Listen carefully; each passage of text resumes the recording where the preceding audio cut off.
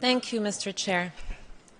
Given that a number of states have spoken about Palestine directly, we have prepared 3 replies, which we will read one after the other, and we kindly ask for your indulgence in that regard.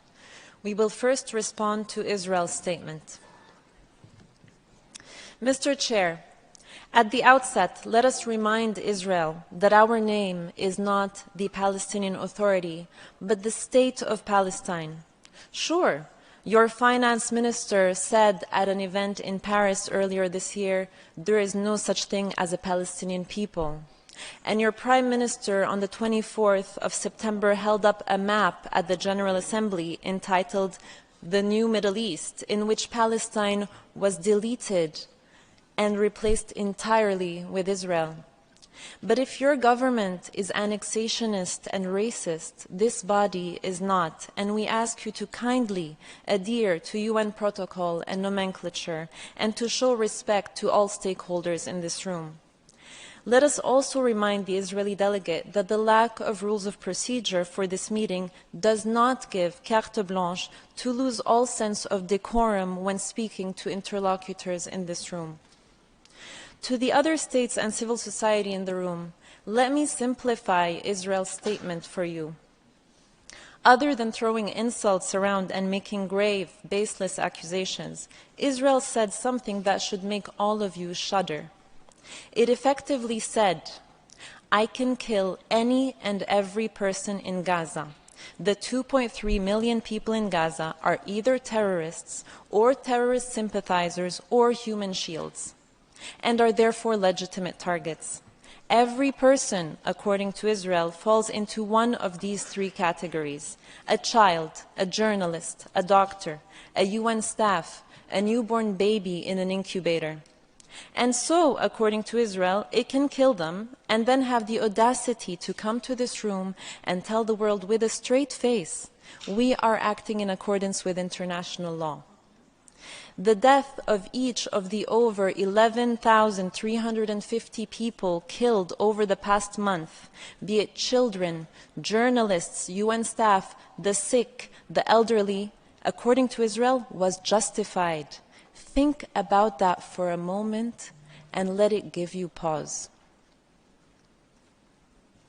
Anyone espousing this warped logic has no shred of humanity, no sense of morality, and no knowledge of legality.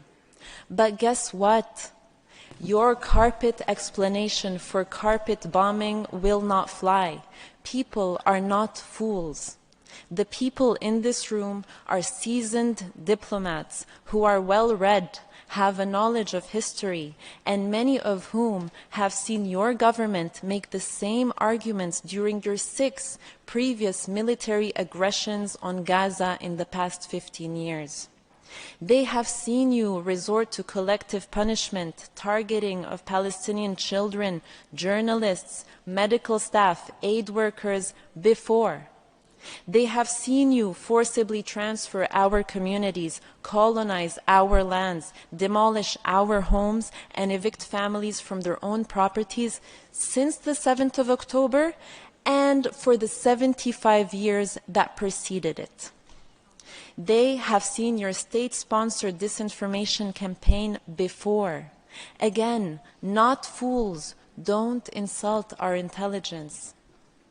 By saying that it is acting in accordance with international law, Israel is effectively saying the UN Secretary General, the UN High Commissioner for Human Rights, the WHO, UNICEF, OCHA, UN Special Rapporteurs, the UN Independent Commission of Inquiry on the Situation, human rights organizations worldwide, disarmament NGOs worldwide, humanitarian NGOs worldwide, countless legal experts are all wrong.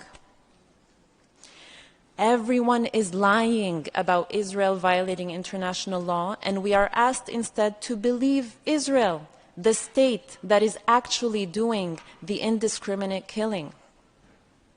It is interesting that by saying even wars have rules, Israel quoted the very same UN Secretary General whose resignation it has called for because he dared to say that Israel has a history of occupying Palestinian land.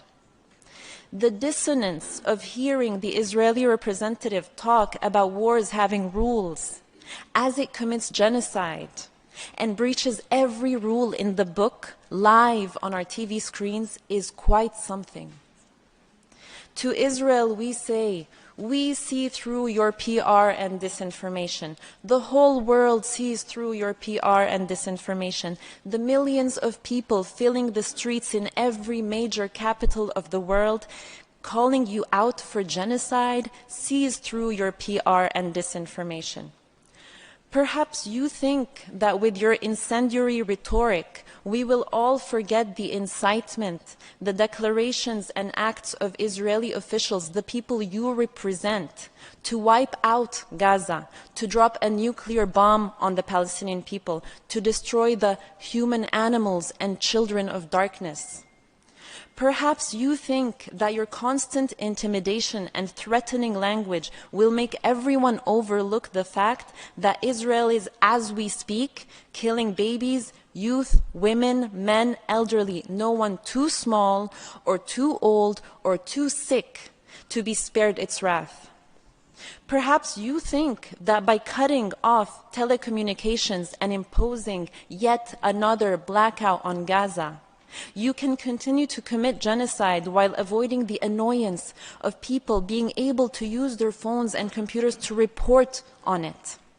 Perhaps you think that as your trigger-happy soldiers continue to kill journalists, 41 so far, the highest number of journalists killed over a 4-week period than in any conflict in the last 3 decades, you think that no one will be left to expose your crimes. Perhaps you think that by trying to silence anyone who tries to speak about your crimes, the international law violations of a state, by calling them either anti-Semites or terror supporters, people will be silent. And your intimidation campaign knows no bounds. They attack Palestinians, Jews, Israelis, UN officials, politicians, parliamentarians, university professors, and anyone worldwide who calls you out for your violations of international law. But guess what? Your intimidation and silencing will not work. We, along with all peace-loving nations and along with all people of conscience around the world, will not be silent. We will continue to call you out on your crimes, to call for accountability for your violations, for sanctions as your government continues to reject calls for a ceasefire, to massacre our people, and to entrench your colonial occupation and apartheid regime.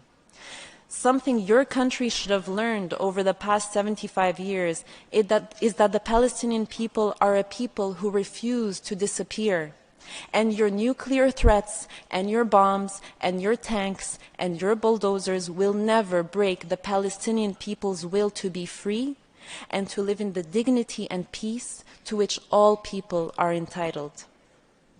Unlike you, we have consistently stood in this forum calling for respect for international law, for ethical principles to guide state behavior, for peace over war, for humanity over national interests, for disarmament over destruction.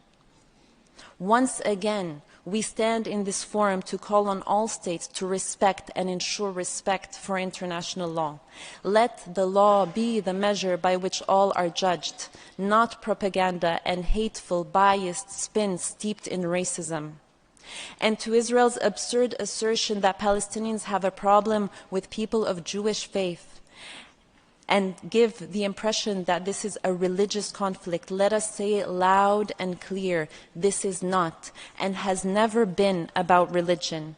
Had the occupiers of our land or the violators of our rights been Muslim, Christian, Buddhist, Hindu, atheist, or of any other conviction, we would have called them out all the same. Palestine has always been multiracial, multi-ethnic, and multi-religious. People of Jewish faith have lived in historic Palestine as Palestinians for centuries. We consider them to be our brothers and sisters. And since the memory of the Holocaust has been invoked, let us also say loud and clear, we have the greatest of solidarity with both the victims and survivors of the Holocaust. It was not Palestinians that committed that horrific genocide, but the fascist forces that spawned from Europe. And it is unconscionable that a number of European leaders are again beating the drum as another genocide is now underway in Gaza. We are united with those hundreds of thousands of Jews around the world, including from organizations like Jewish Voice for Peace, If Not Now, Na'amod UK, who are calling out this genocide and chanting in the streets of New York, London, Paris, Berlin, Sydney, Toronto, and all major Western cities so that their governments can hear. Not in our name, end the genocide in Gaza. With them, we stand together to end this pain and suffering. Together, we will not allow this to happen. Never again is now.